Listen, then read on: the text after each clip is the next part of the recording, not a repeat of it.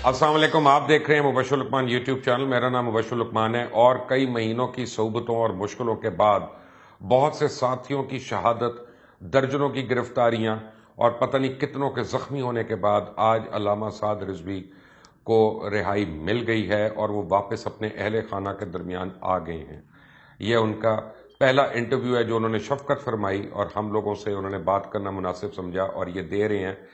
और मैं आपको बताऊं कि इनकी रिहाई के पीछे पता नहीं एक नहीं दो नहीं लाखों लोगों की इज्तिमाई दुआएं हैं। मैं लोगों को जानता हूं जो भीगी आंखों से अश्कबार होके इनकी रिहाई के लिए, इनकी कामयाबी के लिए दुआ मांगते रहे। और आज अब आप अगली आवाज सुनेंगे अल्लामा साद रिजवी साहब की। अल्लामा साहब अस्सलाम वालेकुम। वालेकुम सलाम रहमतुल्लाह। अल्लामा साहब बहुत मुबारक हो आपका। ये घड़ी भी गुजर गई, खत्म हो गई और अल्लाह ताला ने आपको सुर्खरू किया। जी हाज़ा मिन फज़्ल रब्बी अल्लाह उनकी ब्रिया फिस समावात व रब्बुल हकीम। अल्लाह ताला की जात का करम है, सईद आलम के निगाह खस है। बस हमारा तो कुछ नहीं है जी, मालिकों की है सब कुछ। आपको कैसा लग रहा है अब बाहर आके? अब आपको यकीन आ गया कि आपकी रिहाई हो गई? जी जी, मैं उस यकीन से हूँ। मैंने तो अपने आप को कैद समझा ही नहीं था। जो तेरे इश्क में कैद हुए वो क्या कैद हुए। माशाल्लाह माशाल्लाह। आपको पता है रिजवी साहब के जो नामूस रसालत है ना, इसके लिए हर पाकिस्तानी अपनी जान दे सकता है। बेशक बेशक ऐसे ही है जी। और आपको इतनी कम उम्री में अल्लाह ने ये एजाज दे दिया कि आप इसके अमीर बने इस तहरीक के। जी बिल्कुल ऐसे ही। हज़रत अब मुझे बताएं, अब आपको किस वजह से अंदर नजरबंद किया हुआ था? कुछ ये तो पता चले, और गैर कानूनी आपको किया हुआ था। जनाब ये तो तमाम कोर्ट्स के फैसलों के बाद कानून और तमाम जिम्मेदारान भी नहीं जान सके कि हमने इस शख्स को क्यों बंद किया हुआ है। तो ये तो उनसे पूछा जाए कि क्यों बंद किया हुआ है। जो बंद है वो क्या बताए कि मैं क्यों बंद हूँ। उसे सिर्फ इतना पता कि मैं बंद हूँ। अल्लामा साहब मुझे खबरें मिलती थी, मैं लोगों को देता नहीं था क्योंकि मैं चाहता था कि जब आप आ जाएं तो आपसे तस्दीक के बाद दूं कि आपके ऊपर तशद्दुद भी किया गया ताकि आप कोई मतलब का पुलिस की मर्जी का वीडियो बयान जारी कर दें शूरा के लिए। क्या ऐसा हुआ था? देखें जी, इस राह में सब कुछ होता है लेकिन आखिर अंजाम को देखा जाता है। जो कुछ हुआ वो एक राह थी और उस राह में सब कुछ कबूल है। वो गिरफ्तारी हो, तशद्दुद हो, मेरे पर इससे ज्यादा तशद्दुद क्या हो सकता है कि मेरे कारकुनों का खून बहाया गया और मेरे कारकुनों को जख्मी किया गया, उनकी टांगें तोड़ गई। मैं तो उस तशद्दुद से बाहर नहीं निकल सकता। जाती हैसियत में तो कोई हैसियत ही नहीं रखती ना। लेकिन मुझे जेल सामने ये दिख रहा हो और आपको मालूम हो रहा हो कि आपके कारकुनों का खून बहा जा रहा है और वो लोग जो बेकसूर हैं, जो सिर्फ एक अपने एहतजाज के लिए निकले हैं और तमाम दुनिया एहतजाज करती है, उनको गोलियां या उनको बुलेट या उनको शेल फायर किए जाए, तो मेरे ऊपर इससे बड़ा तशद्दुद क्या हो सकता है। लामा साहब लेकिन मुझे ये भी पता चला है कि जेल में आपके ऊपर इतना तशद्दुद हुआ कि आपके गुर्दों से ब्लीडिंग शुरू हो गई थी। सर जाने दें, ये बातें छोड़ें। हम उस तरफ चलते हैं जो आगे नई राह खोले। ये तो गुजर गया माजी था और बड़ा हसीन माजी था। नहीं, लेकिन आपके कारकुनों को पता होना चाहिए कि आपने कितनी सोबतें और तकलीफ उठाई और बर्दाश्त की। देखें, जब मेरे इल्म में और मेरे कारकुनों ने करके दिखाया है कि उन्होंने इतनी कुर्बानियां दी, तो उनको पता होगा कि हम जिसके ऊपर हमने भरोसा किया है वो ठीक ही चल रहा है। अब मुझे बताएं आगे का लाएअमल क्या है? 4 शेड्यूल खत्म हो गया आपके लिए, कल अदम का लफ्ज खत्म हो गया, सियासी जमात तस्लीम हो गया, तो अब क्या लाएअमल है? जी लाएअमल वही है जिसको हम लेकर चलते हैं। वो नामूस रिसालत और खत्म नबूवत के ऊपर काम है और इस मुल्क में हर जालिम के पंजे से मजलूम को छुड़वाना है और हर गरीब और मिस्कीन और जो ज़हनी तौर पर मफलूज कर दिया है इन जालिमों ने, उनके चेहरों पर मुस्कुराहट लाना, यही हमारा आगे का लाएअमल है। उनको खुश रखना, उनको खुश करना। अच्छा, जब आपके साथ मीटिंग्स करते थे ये जेल के अंदर या सेफ हाउस के अंदर, तो क्या क्या मुतालबात करती थी हुकूमत वाले आपसे? देखिए जी, मेरे साथ मीटिंग जो भी हुई वो एक ऑफिशियल मीटिंग थी, उलमाए कराम लेकर आए। और बाकी जो मेरी हमारी जमात के मामलात के अंदर मीटिंग्स थी वो हमारे जिम्मेदारान के साथ करते थे, शूरा के साथ, सारे जो बाहर लोग थे। मेरे साथ जो मीटिंग हुई वो उलमाए कराम आए और शायद वो सब लोगों को दिखाया भी गया कि वो मीटिंग हुई।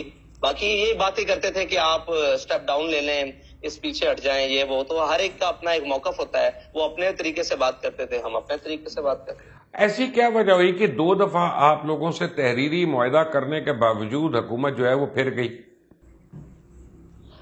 اچھا، حکومت کا مسائل یہ ہیں کہ ان کو شاید اپنی ہی بات کے اوپر یہ یقین نہیں ہے، اور وہ اس کے اوپر کبھی کھڑے نہیں ہو سکے کہ وہ ہمارا وجود نہیں مانتے تھے کہ ان کا سیاسی کوئی وجود ہے یا یہ ہمارے شہری ہیں. وہ بس یہ کہتے تھے کہ چند لوگ ہیں، ان کو ہم تر بتر کر لیں گے اور شیل فائر کریں گے اور گولیاں میں یہ جان تو دے سکتے ہیں.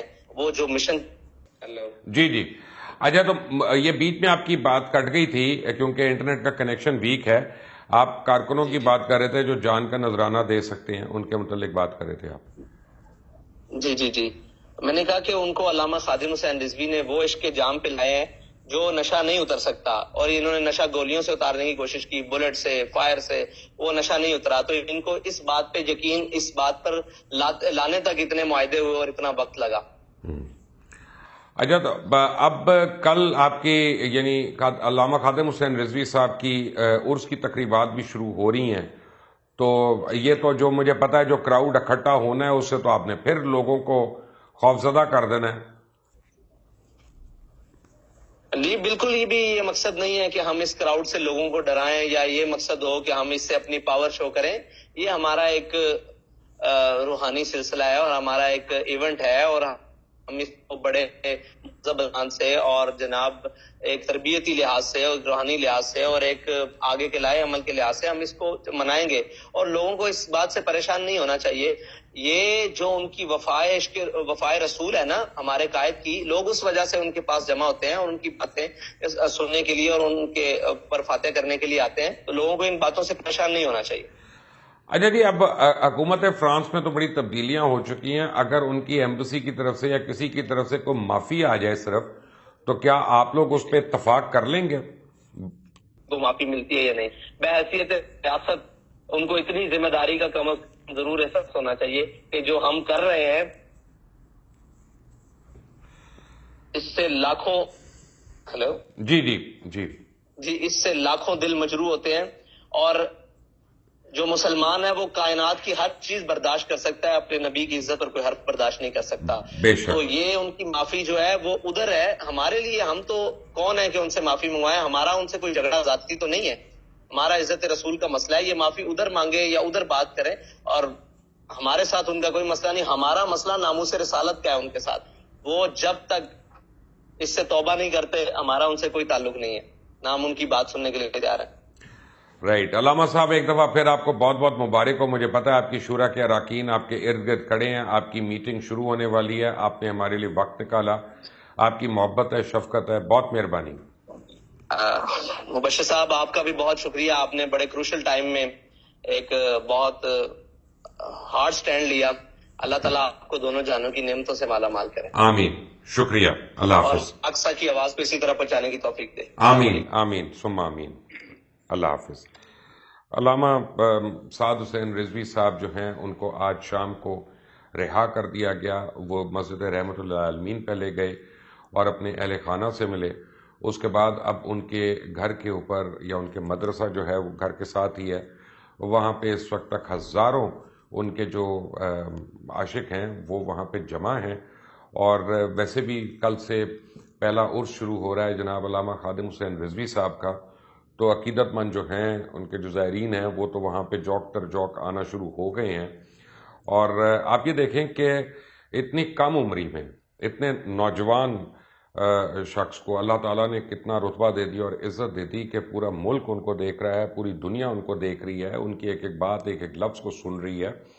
اور انہوں نے کسی قسم کے شکووں کا اظہار نہیں کیا، انہوں نے کسی طرح جو ہے وہ فساد کی کوشش نہیں کی، انہوں نے کسی کو دھمکی نہیں دی، انہوں نے کچھ نہیں کیا. تو یہ اس سے آپ کو ان کا کردار اور افکار جو ہے وہ کافی کچھ پتہ چلے گا فرسٹ ہینڈ کہ وہ کس قسم کی گفتگو فرماتے ہیں. اور ان کے الفاظ کا چناؤ دیکھیں، انہوں نے مرہم ڈالنے کی کوشش کی ہے. ہمیں پتہ چلا ان کے ساتھ جیل پہ ان کے اوپر تشدد کیا پولیس والوں نے، انہوں نے ان کو بھی درگزر فرمایا اور اس کا بھی ذکر ایسے کیا جیسے کوئی ماضی بعید کی بات کر رہا ہوتا ہے. اللہ تعالیٰ پتہ نہیں کس کو کس کام کے لیے چن لے. بہرحال ہم تو دعا کو ہیں کہ جو بھی ہو اس ملک کے لیے، اس ملک کے رہنے والوں کے لیے اور ہر مسلمان کے لیے پوری دنیا میں امن ہو، عافیت ہو. Until the next time, Allah Hafiz.